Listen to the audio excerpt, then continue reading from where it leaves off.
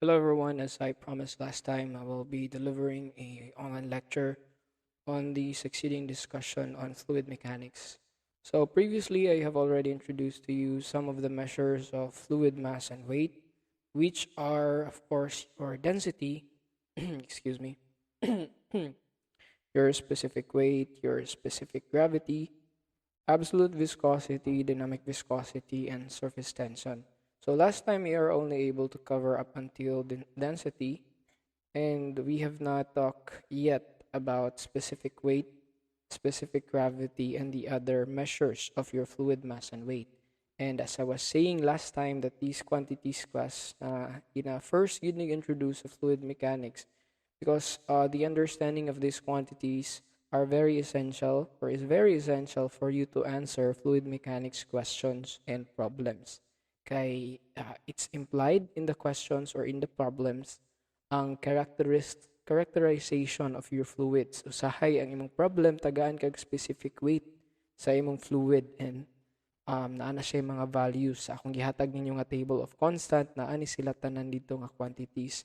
That is why we have to understand each of these quantities for us to make sense of the problems that we will be dealing with.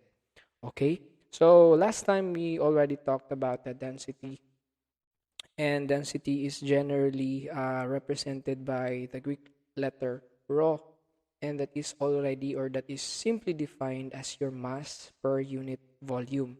Now, one of the things that probably you have learned about density last time is that density is an intensive physical property, or I should make it very clear that generally ang imong density intensive yun na siyang physical property. When we say it's an intensive physical property, or properties, it do not depend on the quantity. So regardless kung daghan ang quantity nga present or gamay lang ba ang quantity nga present, the density remains the same because of the fact that it's an intensive physical property.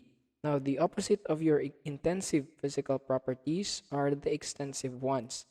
Now, extensive ones, these are the properties that do depend on the quantity present. For example, a very um, basic example of an intensive property is your mass.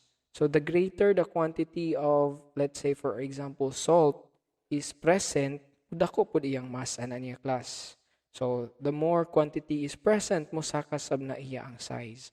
Now, if the properties, as I have said, depends on the quantity, that is an extensive property. Now, if it do not depend, that properties do not depend on the quantity, then that is an intensive property. And density is part of the intensive property along with the boiling point. So, diba kadumdumo, I gave an example last time that when you have 1 kilogram na water at standard atmospheric temperature of 1 atmosphere and 2 kilograms of the same water gihapon at 1 atmosphere, the boiling point of these two different masses of water, although it's very specified na nagvary ang ilaang quantity of present matter present for 1 kilogram and 2 kilogram, syempre mas daghan ng 2 kilogram, the boiling point will still be at 100 degrees Celsius, assuming that the pressure is at 1 atmosphere. So that is just a demonstration that indeed your boiling point is an intensive physical property. Okay? So, however, since we are dealing with fluids, ang atong mga fluids class, although na sila density nga specific for that fluid, no? For example, if you have like carbon tetrachloride, you have some of your functional group nga alcohol, kana sila, nagyo na sila yung mga density. But because of the characteristic of the fluid, particularly on the spacing bitaw sa imo ang particles na involved class sa imong fluid, medyo naaman na space sa imong particles, no? And then, imong another fluid na, by the way, when I say fluid, katong previous kay liquid, to pasabot ato, and another fluid na atong nailhan is the gases. So, syempre, we have learned from our elementary years that the gases has a very spaced na volume sa imong mga particles karon. So because of this arrangement or the spaces which come before your particles sa imuang solid as imong liquids and gases. Ang imuhang density ana karon class is very sensitive to changes in your pressure. So meaning that is the force that is being applied perpendicular to a specific area. And also of temperature. Pero of the two, medyo dali ra na to ni makuha. Of the two, of course, we will expect that ang pinaka-affected gid class sa imuhang variation in pressure and temperature kay imuhag yung kinsa man ni siya. Ang pinaka most affected as you are expecting is your gases. So among the fluids, gases yun ang pinaka-affected ana niya. Now for comparison, we have water and air.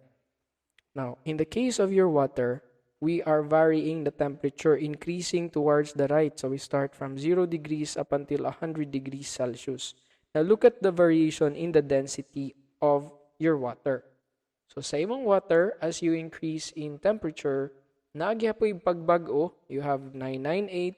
You can see here 0.8, 99.7, 99.1, 998.2. Pero gagmay lang ang variation sa density.